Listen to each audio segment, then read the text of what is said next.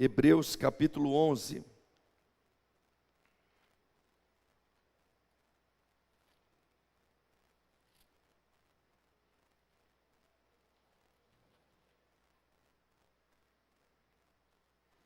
Vamos abrir nossas Bíblias juntos.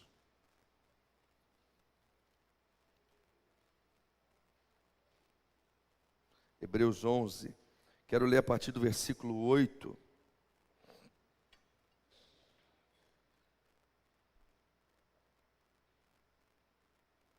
Hebreus 11, a partir do versículo 8. Se você encontrou, vamos acompanhar, vai passar também no telão. Diz assim: pela fé Abraão, quando chamado, obedeceu, a fim de ir para um lugar que devia receber como herança, e partiu sem saber para onde ia. Pela fé, peregrinou na terra da promessa como em terra alheia, habitando em tendas com Isaque e Jacó, herdeiros com ele da mesma promessa. Porque Abraão aguardava a cidade que tem fundamentos, da qual Deus é o arquiteto e construtor. Pela fé também, a própria Sara, apesar de não poder ter filhos e já ser idosa, recebeu poder para ser mãe, pois considerou fiel aquele que lhe havia feito a promessa. Por isso também, de um só homem, praticamente morto, saiu uma posteridade tão numerosa como as estrelas do céu e inumerável como a areia que está na praia do mar. Todos estes morreram na fé, não obtiveram as promessas, mas viram-nas de longe e se alegraram com elas, confessando que eram estrangeiros e peregrinos na terra. Porque os que falavam desse modo manifestavam estar procurando uma pátria, e se na verdade se lembrassem daquela de onde saíram, teriam a oportunidade de voltar. Mas agora desejam uma pátria superior, isto é, celestial. Por isso Deus não se vergonha deles de ser chamado seu Deus, porque lhes preparou uma cidade. Pela fé, Abraão, quando posto à prova, ofereceu Isaque. Aquele que acolheu as promessas de Deus estava a ponto de sacrificar o seu único filho, do qual havia sido dito: a sua descendência virá por meio de Isaque. Abraão considerou que Deus era poderoso até para ressuscitar Isaque dentre os mortos, de onde também figuradamente o recebeu de volta. Amém? Feche os olhos comigo, vamos orar. Pai, obrigado por esta manhã. Obrigado, Senhor, porque podemos parar, ó Deus, nesta manhã para juntos, coletivamente, te adorar, te louvar, te entronizar, te engrandecer por meio dos louvores, dos cânticos, por meio das nossas ofertas, por meio da nossa vida entregue na tua presença. Nós podemos nos ofertar e nos oferecer a ti em louvor, em adoração e em gratidão, cientes, ó Pai, de que tudo que somos e temos vem das tuas mãos, e somos gratos a ti por isso. Senhor, nesta manhã também nós paramos aqui para refletir na tua palavra, Senhor, e entendemos que a tua palavra ela é viva, ela é poderosa, ela é eficaz, ela alimenta a nossa alma, ela alimenta o nosso ser, ela fala aquilo para o qual ela foi designada, ela não volta vazia. Portanto, que o poder da tua palavra se manifeste entre nós, que teu Espírito, por graça, misericórdia, compaixão, fale conosco e nos use para a glória do teu nome. Amém e amém. Glória a Deus. Meus irmãos, Abraão ele é considerado o pai da fé. Nós chamamos Abraão do pai da fé. Ele é a grande referência de fé quando nós falamos da Bíblia. E é interessante Abraão ser essa referência tão grande, porque ele é do Antigo Testamento, ele é de uma época em que Jesus ainda não havia vindo na terra, Jesus ainda não havia se manifestado, se encarnado, digamos assim. Abraão, ele é de uma época antes da lei ter sido dada ao povo, ou seja, antes de uma palavra, de uma revelação escrita de Deus ter sido entregue ao povo. Na verdade, Abraão, ele está lá no começo do povo de Israel. É a partir de Abraão que a nação de Israel que será estabelecida. Então, na verdade, Abraão, ele é o primeiro, ele é aquele que inicia o povo de Israel, é aquele que ouviu a voz de Deus a primeira vez e começa, a partir de Abraão, um povo santo, um povo escolhido, um povo que terá Deus, como seu Senhor, como seu Salvador. Nós temos, obviamente, pessoas antes de Abraão, mas estas vinham, alguns reconheciam a Deus, outros não, mas é a partir de Abraão que teremos um povo, teremos uma família classificada como a família de Deus, um povo classificado como o povo de Deus. E é Ele que inaugura isso, e Ele faz tudo isso a partir da fé e por meio da fé. E é por isso que Ele é chamado e Ele é considerado o Pai da fé. E nós lemos aqui em Hebreus 11, que é o texto que nos fala da definição da fé, que fala sobre a fé. Eu sei que há uns dias atrás já foram até ministrados nos primeiros versículos desse capítulo. Esse capítulo que fala da fé, nós chamamos do capítulo que ele vai citar os heróis da fé. E ele cita como as pessoas e alguns personagens da história, como que eles se desenvolveram na fé e como eles caminharam na fé. E aqui esses textos que nós lemos falam especificamente, esses versículos, da vida de Abraão e de como Abraão triunfou pela fé, como Abraão viveu pela fé. E a fé de Abraão, este que é o pai da fé, é um exemplo para todos nós. E há umas indicações aqui interessantes a respeito da fé de Abraão, porque Deus chama Abraão para sair da sua terra, do meio da sua parentela, e diz que o conduziria até uma terra que ele iria lhe mostrar. Então nós percebemos que a fé de Abraão é uma fé poderosa, viva, verdadeira, mesmo sem saber para onde ele estava indo. Mesmo sem saber onde, Abraão acreditou, Abraão creu no Senhor. Meus irmãos, como a gente precisa às vezes de explicação para as coisas. Você já reparou? Como de repente alguém falar alguma coisa conosco, vamos fazer tal coisa, seja, mas onde? Quando? Como é que vai funcionar? E a gente precisa disso, é algo que nos limita completamente. Imagina você nesse momento ouvindo uma voz de Deus e Deus falando o seguinte: olha, fecha a casa vende os teus móveis, vende tudo que você possui, vende até a casa, né? Se você é dono dela ou se você é alugado, entregue o seu aluguel e começa a caminhar, e eu vou te revelar um lugar ainda, eu vou te conduzir, eu vou te levar até uma terra da promessa. Meus irmãos, isso é muito vago, é muito subjetivo, porque você não sabe nem o rumo que você toma, você não sabe nem se vai para o norte, se vai para o sul, se vai para leste, se vai para oeste, você só sai caminhando, crendo que Deus irá te conduzir.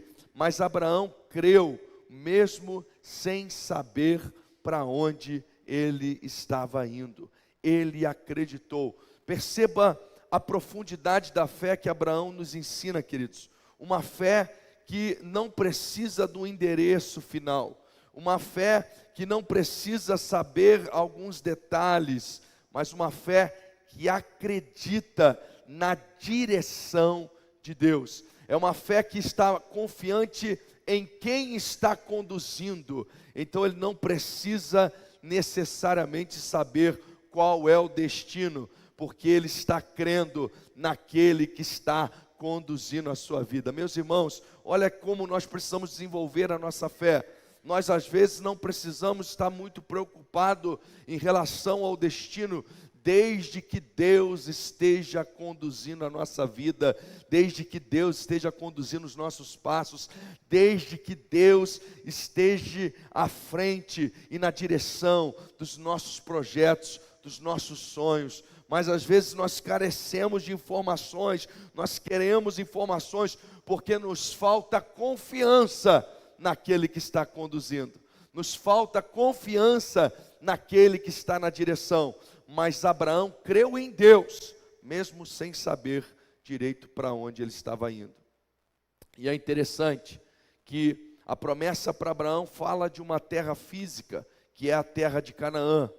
Mas essa promessa, ela também tem um cunho espiritual. Em algum momento dessa direção, algum momento dessa caminhada, o texto bíblico vai nos dizer que Abraão começou a perceber que a promessa, ela era muito além de uma terra física, mas ele dizia de uma pátria espiritual. Esse texto de Hebreus nos dá esses detalhes, que Abraão começou a perceber que essa promessa ia para muito além da questão física e tinha a ver com a pátria celestial da qual Deus estava preparando, está preparando para todos nós. Meus irmãos, quando você caminha com uma fé, confiando em quem está na direção, a sua vida, ela passa a não ser mais pautada pelos valores da terra, e você começa a pautá-la conforme os valores do céu.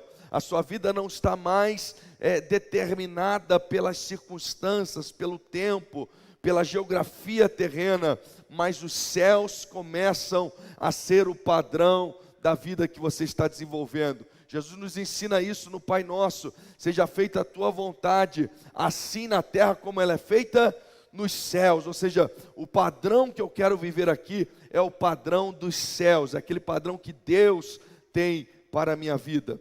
Mas nós, quando continuamos a leitura aqui, nós percebemos também que Abraão tinha uma fé sem saber como. Ele não sabia como ia acontecer aquilo que Deus estava lhe prometendo. Porque além da terra que Deus falou que daria a Abraão, Deus falou para Abraão que lhe daria filhos. E a questão específica de Abraão é que ele já está avançado em idade, sua esposa Sara também já está avançada de idade, na verdade já até passou pela menopausa, já não tem mais condições de ter filhos, na situação natural da vida, e para agravar isso, ela também é estéril, ou seja, ela não conseguia nem ter filho antes da menopausa, o que dirá agora após menopausa, né? Sendo estéril e não podendo mais, cessando-lhe o costume das mulheres, conforme diz o texto lá em Gênesis. E Abraão também, com a sua idade já avançada.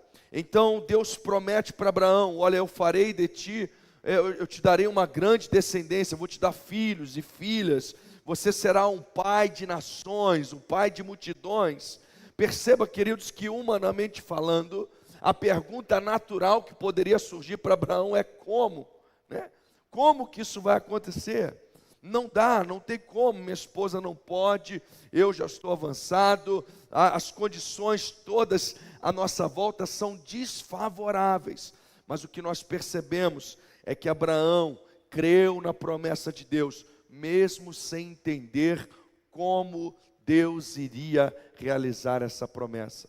Meus irmãos, quantas promessas que Deus faz para nós, quantas promessas de Deus para com as nossas vidas, que algumas delas às vezes a gente até esqueceu já, algumas a gente até enterrou, outras a gente deixou para lá, porque quando a gente olha para a nossa volta, parece que o cenário é todo desfavorável, parece que é impossível, é improvável, não tem como, o tempo parece que passou, as circunstâncias não são favoráveis, nada está contribuindo ou colaborando nas nossas vidas para que nós digamos: aí está a promessa do Senhor, aí está o cumprimento da promessa do Senhor. Mas Abraão creu em Deus, mesmo sem saber como Deus iria estar fazendo.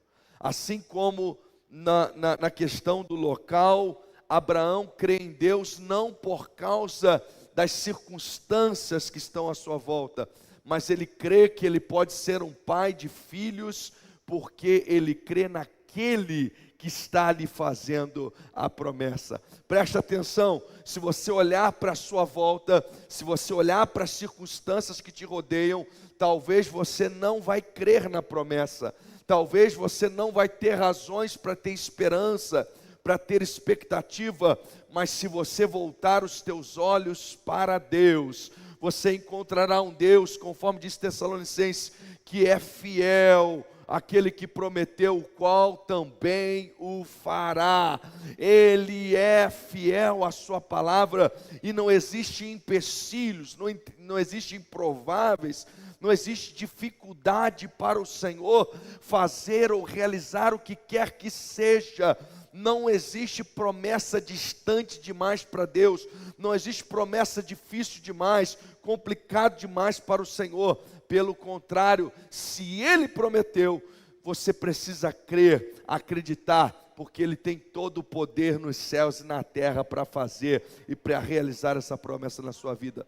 Então para de olhar para as circunstâncias são difíceis mesmo, são improváveis, está tudo complicado, o tempo passou, as coisas estão difíceis, mas olhe para o Senhor, porque fiel é aquele que promete sobre as nossas vidas, o qual cumpre, o qual faz, o qual realiza o milagre.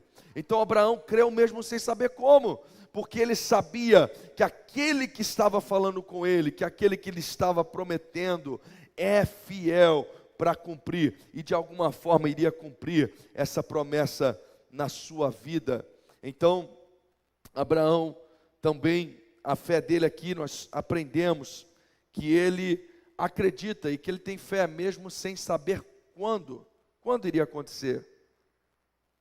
Uma outra dificuldade nossa, principalmente no mundo de hoje, é que nós somos extremamente imediatistas. Nós queremos as coisas para hoje, para ontem, para anteontem, né? Nós queremos as coisas muito rápidas. Nós queremos que as coisas aconteçam num passe de mágica. E o Senhor às vezes compartilha conosco o seu coração, Ele compartilha conosco os seus projetos, os seus planos, os seus sonhos, aquilo que Ele tem ao nosso respeito. E de repente a gente imagina que é naquele dia, naquela semana que tudo vai acontecer. Mas aí passa uma semana, passa um mês, passa um ano, quem sabe, alguns anos, quem sabe. E não aconteceu ainda, e você desanima, você para de acreditar, você para de crer, você para de buscar, você para de se preparar, você para de se colocar na posição que Deus quer de você, porque você ficou imaginando que seria no seu tempo, mas as coisas não acontecem no nosso tempo, elas acontecem no tempo de Deus para nós. Deus sabe qual é o tempo certo, qual é o tempo perfeito, qual é o tempo exato. Não sei se você já fez essa reflexão, que se Deus te desse algumas coisas que Ele te deu antes da hora, você teria perdido, teria dado errado, teria dado problema, seria um problema maior do que o que você queria, não uma bênção. O Senhor me ensinou essa lição logo no seminário. A gente estava no seminário interno, e o seminário interno, quer dizer, você começa ali a ser experimentado a viver pela fé, porque você fica lá, então você não tem como sair para trabalhar, você fica lá, vivendo lá, e você trabalha muito lá, mas você trabalha sem ser remunerado, vamos dizer assim, né? Capinando, e vala, e lavando louça, e construindo, tudo sem ser remunerado. Então nós vivíamos pela fé mesmo, fazíamos um estágio no fim de semana, e a igreja que nós íamos fazer o estágio, ela nos dava uma oferta para a passagem do ônibus. E quando eles arredondavam, era dali que a gente sobrevivia, de alguma forma, ou alguém nos abençoava de alguma forma. Então, nós tínhamos essa questão de ir para o estágio, né, todo fim de semana, e eu fazia estágio em lugares longe, normalmente, pegava São Paulo, 2, 3 ônibus, para chegar no metrô, ônibus, aquela coisa toda, para chegar no estágio. No lugar que a gente cortava o cabelo ali perto do seminário, o homem começou a fazer um sorteio. Você cortava o cabelo, você ganhava um número da sorte lá, né? Para o sorteio, né? E ele estava sorteando um Fusca. Meus irmãos, eu, mais outro seminarista, nós começamos a orar, a gente pegou aqueles números, a gente orava todo dia. Senhor, dá esse Fusca para a gente. Me dá esse Fusca, Senhor. Senhor, tu sabes, nós estamos fazendo a tua obra, é para a gente ir para o estágio, é para a gente voltar, vai ser mais fácil, a gente vai ganhar tempo e não sei o que e tal. E oramos com muita fé, acordávamos de madrugada, orávamos de muita fé, campanhas e etc. Chegou o grande dia sonhado do sorteio e nós não ganhamos aquele Fusca. Na sequência das madrugadas que a gente fazia de oração daquele mês, foi aquela oração de revolta, né? Aquela oração de lavar roupa suja com Deus, né? Vamos dizer assim, né? E a gente revoltado, Senhor, não estou entendendo por que não foi, por que não aconteceu. E aí Deus começou a falar conosco, e Ele começou a fazer algumas perguntas para nós, né? Aonde vocês iam guardar esse Fusca? Né? Começou, né? A gente ia pedir para alguém, né? Para pôr não sei o quê. Assim, como é que vocês iam pôr combustível nesse Fusca, né? Como é que vocês iam fazer a manutenção desse Fusca?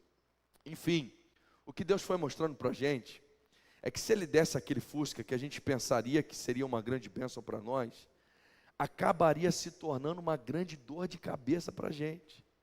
Uma situação que a gente não estava preparado para lidar com aquilo, não tinha os recursos para lidar com aquilo, não ia ter condições de resolver aquilo. E nós entendemos ali o que o Senhor falou, não era o tempo, não era a hora, não era o momento de nós recebermos aquilo. Então, queridos, nós precisamos entender que Deus tem o seu tempo certo, o seu tempo exato. Às vezes você acha que está plenamente preparado, às vezes você acha que está em condições, mas a bênção fora de hora não é bênção, acaba se transformando em um problema para nós. Então, por exemplo, nós temos diversas coisas que são bênçãos, como questões que nós desfrutamos no casamento, desfrutamos já na vida madura, que se forem usufruídos fora de hora, não vai ser bênção. Vão ser maldição, vão ser problema, vão ser luta, vão ser dificuldades na sua vida.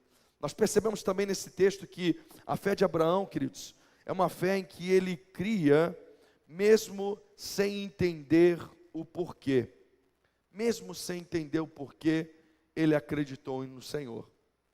Aqui, no texto que nós lemos, cita também um episódio de que Deus pediu Abraão, seu filho Isaque, lá no verso 17, pela fé Abraão, quando posto à prova, ofereceu Isaque.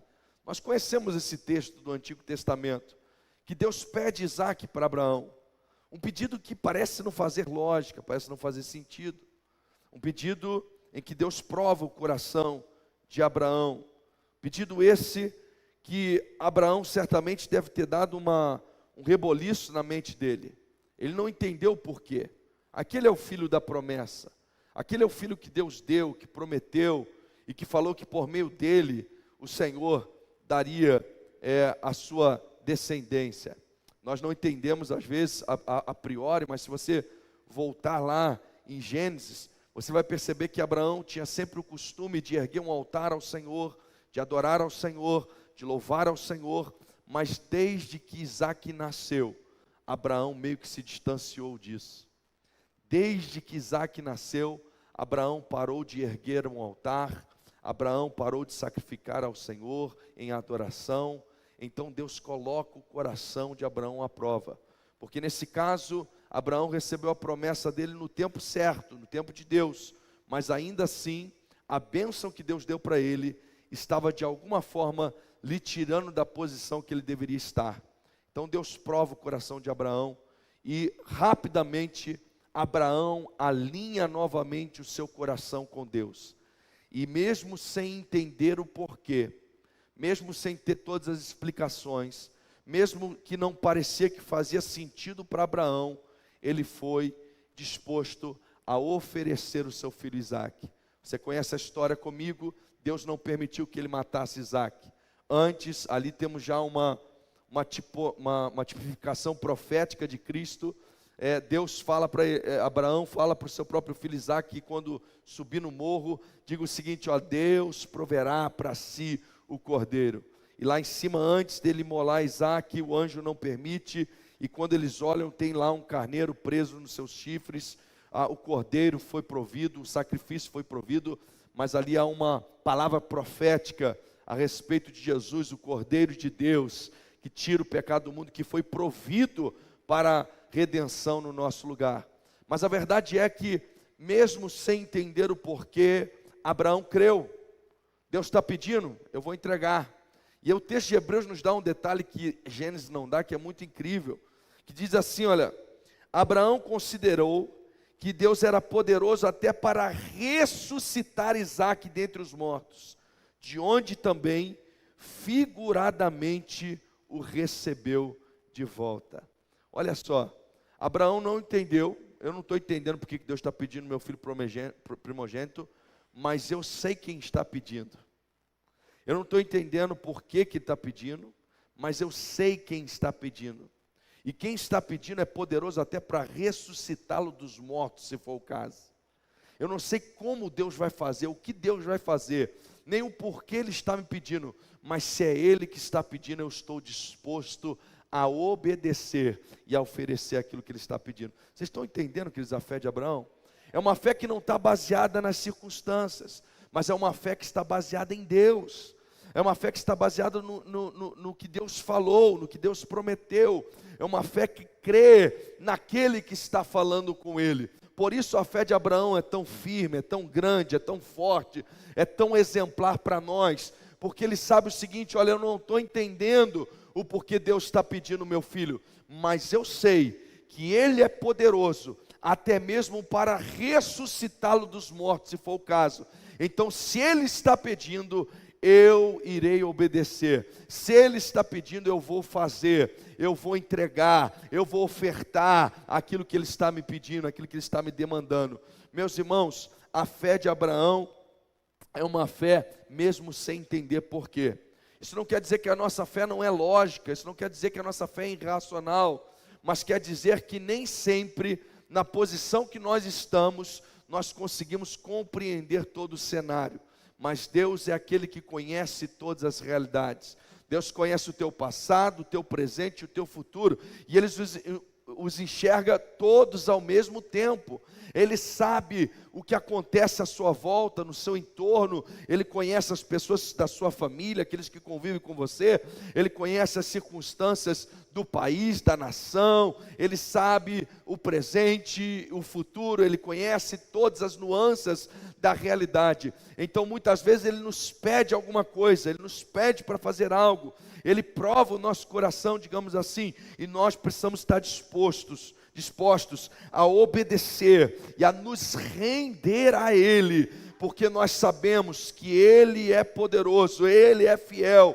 Pode não fazer sentido para nós, mas se faz sentido para Deus, é o suficiente, porque a nossa fé está posta nele, confiante nele, sabendo que Ele é o nosso provedor, é Ele quem nos guarda, é Ele quem nos livra, é Ele quem nos cuida, é Ele quem nos cura, é a graça de Deus que nos mantém de pé. Então, se Ele nos pede algo, resta nos obedecer, resta nos fazer, porque nós sabemos em quem temos crido.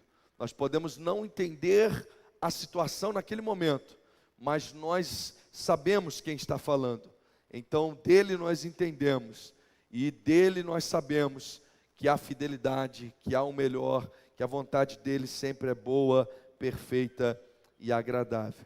Amém, queridos? Olha que fé extraordinária que Abraão mostra para nós. Olha que fé sem precedentes, um exemplo, um paradigma, um referencial para nós, a fé de Abraão. E eu quero mostrar para você nesse texto a origem dessa fé, porque o texto nos mostra como que essa fé começa. No verso 8, ele diz assim: pela fé, Abraão, quando chamado. Pela fé, Abraão, quando chamado. Meus irmãos, a origem da nossa fé é a voz de Deus, é a palavra de Deus, é a palavra de Deus que alimenta a nossa fé. É a palavra de Deus que traz vida à nossa fé. É quando somos capazes de ouvir a voz de Deus, que nós somos capazes de obedecer, mesmo sem saber aonde, mesmo sem saber como, mesmo sem saber quando, mesmo sem entender o porquê. Nós obedecemos porque nós ouvimos a voz de Deus. Nós obedecemos não baseado nas circunstâncias que nos cercam, mas nós obedecemos baseados na voz de quem nós ouvimos. Nós ouvimos a voz de Deus. Meus irmãos, uma palavra, ela é poderosa e ela é suficiente. Uma palavra de Deus, ela é suficiente para conduzir a sua vida. Ela é suficiente para te ajudar a tomar as escolhas certas. A palavra de Deus, ela te orienta, ela te dá sabedoria. Ela é o norte para as nossas vidas. Ela é a direção que nós temos que tomar. Nós precisamos ouvir a voz de Deus, porque é ela que nos dá a fé suficiente para tomar as decisões certas, para obedecer, para agir e para viver de conformidade com aquilo que Deus tem para as nossas vidas. Aliás, Romanos 10, 17, é um texto que nós conhecemos bem, diz assim: de sorte que a fé é pelo ouvir e ouvir pela palavra de Deus. A fé, queridos, o seu combustível, o seu alimento é a palavra de Deus, é a voz de Deus. O diabo sabe disso. Por isso que o diabo ele trabalha fazendo você ouvir outras vozes que não é a voz de Deus. Outras vozes que pode ser a voz do próprio diabo, dizendo coisas contrárias, desanimando, abatendo a sua fé, dizendo: não, Deus não vai fazer não, o tempo passou, não vai acontecer, não, com você é diferente, não, você, quem é você na fila do pão para que o Senhor faça tal coisa na sua vida? O diabo que às vezes fica lançando vozes para fazer você acreditar na voz errada, como aconteceu no Éden. Vocês lembram no Éden, estava lá Adão e Eva, quando o diabo aparece, o diabo começa a falar, e eles começam a dar ouvidos ao diabo, e o que o diabo fala é justamente descredibilizando a voz de Deus. Ele fala assim: ó, Deus disse, mas não é bem assim. Deus falou, mas não é desse jeito. Então essa estratégia maligna é falar para desanimar a nossa fé e falar para descredibilizar a voz de Deus, porque se nós crermos na voz de Deus, se nós ouvirmos a voz de Deus, nós desenvolvemos uma fé semelhante à de Abraão, uma fé que vai nos conduzir em vitória, que vai nos levar às conquistas das promessas que Deus tem para as nossas vidas. Às vezes, infelizmente, até pessoas perto de nós, até crentes, falam palavras que desanimam a nossa fé, que trazem dúvida, que trazem questionamento. Nós precisamos ouvir a voz de Deus. O que sustenta a nossa vida, queridos, é ouvir a voz de Deus. Você precisa desenvolver um relacionamento com Deus, você precisa desenvolver intimidade com Deus, comunhão com Deus, porque é a voz de Deus quem vai alimentar a sua fé, é a voz de Deus que vai te conduzir em vitória, em conquista, em avanço diante da presença do Senhor. Você e eu, nós precisamos ouvir a voz de Deus, nós precisamos da palavra de Deus viva na nossa mente. Isso é tão interessante, queridos, que Jesus é descrito como a palavra. Lá em João capítulo 1, diz que Ele é o verbo, Ele é o logo, Ele é a palavra de Deus. Jesus, Ele é a palavra encarnada. Perceba, a nossa fé precisa estar em Jesus, precisa estar em Cristo Jesus. Ele é a personificação do Evangelho, das boas novas. Ele é a personificação da palavra de Deus, ou seja, toda a palavra de Deus, tudo que Deus fala, tudo que é o propósito de Deus, tudo que é o querer de Deus, tudo que é o desejo de Deus para nós, está personificado em Cristo Jesus. Ele é o verbo que se fez carne, Ele é a palavra que se fez carne, e nós temos vitória quando nós colocamos a nossa fé nele.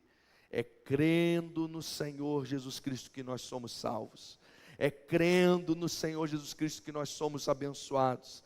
É crendo no Senhor Jesus Cristo que nós temos paz, que nós somos libertos, que nós somos curados, que nós somos conduzidos em vitória. Então, para ficar mais fácil ainda, você desenvolver um relacionamento com a palavra, você precisa desenvolver um relacionamento com Jesus. Você precisa caminhar com Jesus. Você precisa desfrutar da companhia de Jesus. Você precisa falar com Ele. Não existe relacionamento sem conversa. E a conversa com Jesus nós chamamos de oração, mas é uma conversa.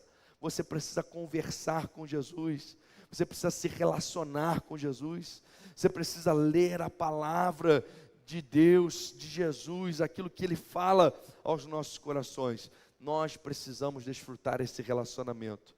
Quanto mais fizermos, mais a nossa fé, ela vai sendo apurada e ela vai ficando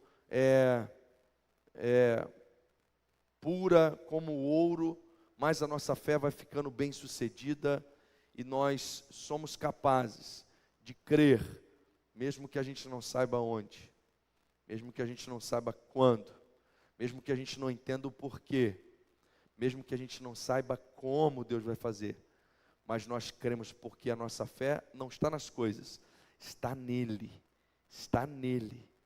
E por estar nele e se relacionar com ele, nós sabemos que ele vai fazer. Nós sabemos o que ele é capaz.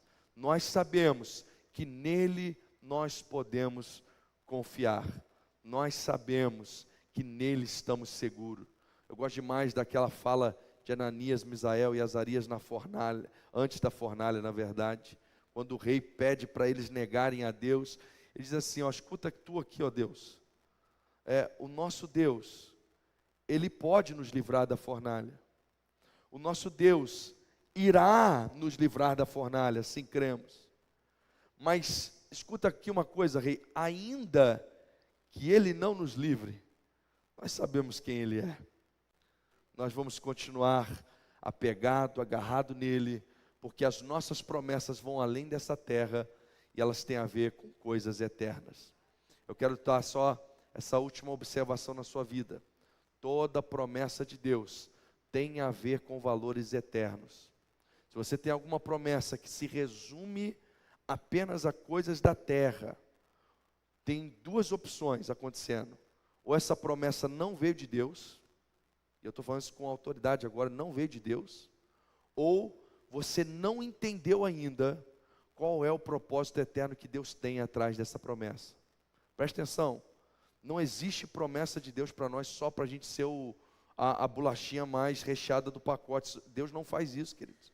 Ó, você vai ser o cara, eu vou te enriquecer só para você ser rico e ser o gostosão. Não, Deus não faz isso.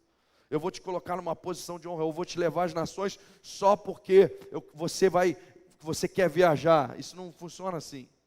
Se Deus dá promessas de grandiosidade sobre nós, sobre a nossa casa, sobre a nossa família, de salvação, de transformação, de libertação, de uma família, de um futuro, de um casamento, de um negócio, de bens materiais, se Deus te dá promessa em relação a isso, é porque existe um propósito eterno associado a essa promessa. Então toma cuidado. Você está buscando a promessa de uma casa, quem sabe é um Gessel que Deus quer pôr nessa casa aí, né? Se você não quer, nem busca de Deus isso, nem busque de Deus isso. Agora, se você está buscando promessas que só se resumem a essa terra, ou elas não são de Deus, alguém te enganou, alguém usou de má fé e te prometeu alguma coisa que você queria ouvir, e você queria tanto ouvir que você recebeu e ficou com ela, ou não veio de Deus, ou você não entendeu o propósito eterno de Deus para a tua vida através dessa promessa. Nós precisamos entender que as nossas promessas vão além do terreno, elas perpassam o natural e elas entram numa esfera espiritual. Abraão entendeu isso, o texto fala isso aí. Abraão entendeu que chegou uma hora, se vocês lembrarem bem a história, Abraão em si, ele pisou em Canaã, mas ele pisou como forasteiro, como diz aqui o texto de Hebreus. Ele não se apossou daquela terra. A posse da terra vem lá em Josué, lá na frente. Ele não se apossou da terra completamente. Ele continuou vivendo ali como forasteiro. E aqui Hebreus explica por quê. Porque chegou um momento da caminhada de Abraão que ele entendeu que a promessa de Deus não dizia respeito só a coisas materiais, não. O material é apenas um reflexo, uma tipificação, uma sombra de algo maior que Deus tem para a vida dele. Ele entendeu que a promessa de Deus tinha a ver com uma pátria celestial, a qual ele aguardava, ele e muitos outros. E é por isso que o próprio Hebreus aqui, nesse mesmo capítulo, vai testificar que esses todos foram salvos pela fé, porque ainda sem entender 100%, mas eles conseguiram entender que havia um Cristo, que havia um Messias, que havia um cordeiro substituto, que havia alguém provido por Senhor, que viria lá no futuro e que representaria a sua salvação. Estes que foram salvos também no Antigo Testamento, também são salvos em Cristo.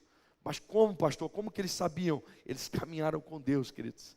E eles entenderam que Deus proveria um Redentor, o Messias, aquele que traria a salvação, aquele que traria a reconciliação do homem. Nós estamos numa esfera totalmente diferente da deles, muito mais privilegiado do que eles. E eles viveram pela fé, viveram de acordo com coisas espirituais. Nós precisamos nos desligar dessas coisas materiais e nos conectar às coisas eternas e aos propósitos eternos que Deus tem para as nossas vidas. Amém? Você conseguiu entender o que Deus falou com você nessa manhã? Vamos ficar de pé junto comigo, vamos orar ao Senhor, vamos falar com Deus.